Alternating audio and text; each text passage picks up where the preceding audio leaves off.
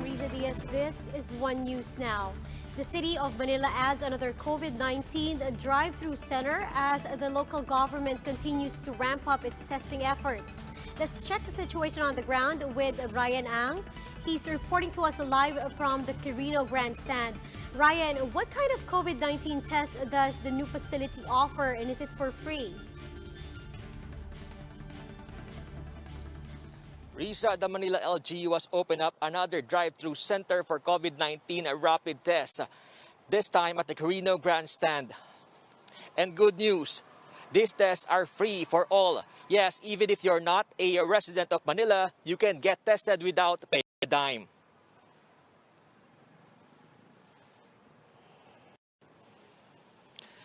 The recently opened facility has 6 lanes for vehicles. There is a dedicated lane for bicycle and motorcycles, as well as tricycles, cars, and vans.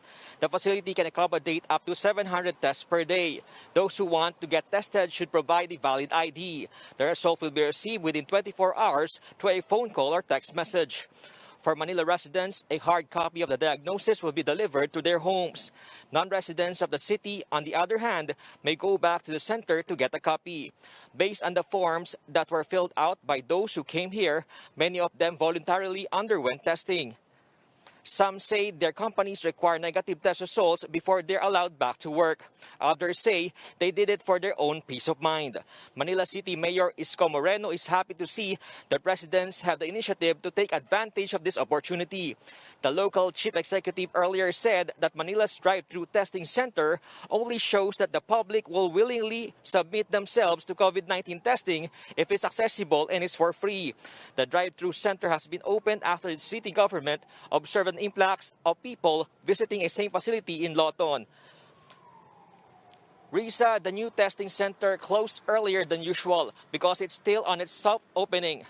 But don't worry, starting on Monday, July 20, the Quirino Drive-Thru Testing Center will be in full operation and will be open from 8 a.m. to 5 p.m., but only on weekdays, Riza.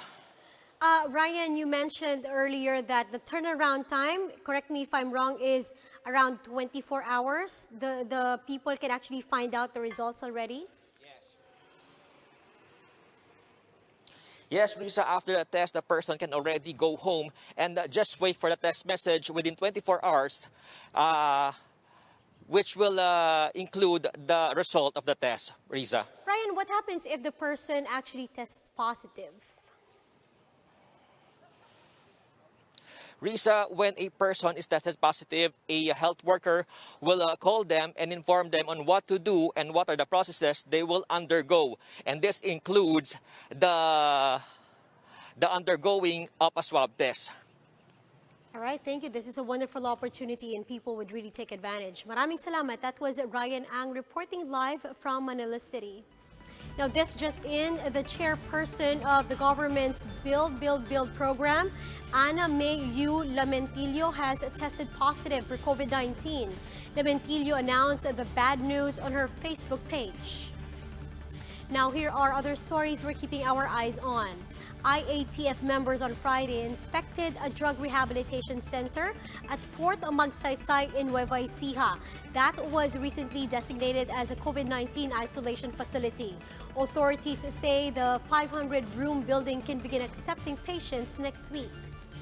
The LTFRB is set to resume operations at its central office on Quezon City on Monday, that's July 20. The agency closed the office last week for disinfection after some employees contracted COVID-19. And the coronavirus infections worldwide topped 14 million on Friday, marking the first time there's been a surge of 1 million cases in less than 100 hours. The United States remains to be the most affected country with more than 3.6 million cases. For more updates, follow News 5, the Philippine Star, and Business World online. Visit also our website, onenews.ph, for more in-depth analysis. You can also catch One News on Signal Play app. Register for a free account now at www.signalplay.com and stream One News live anytime, anywhere.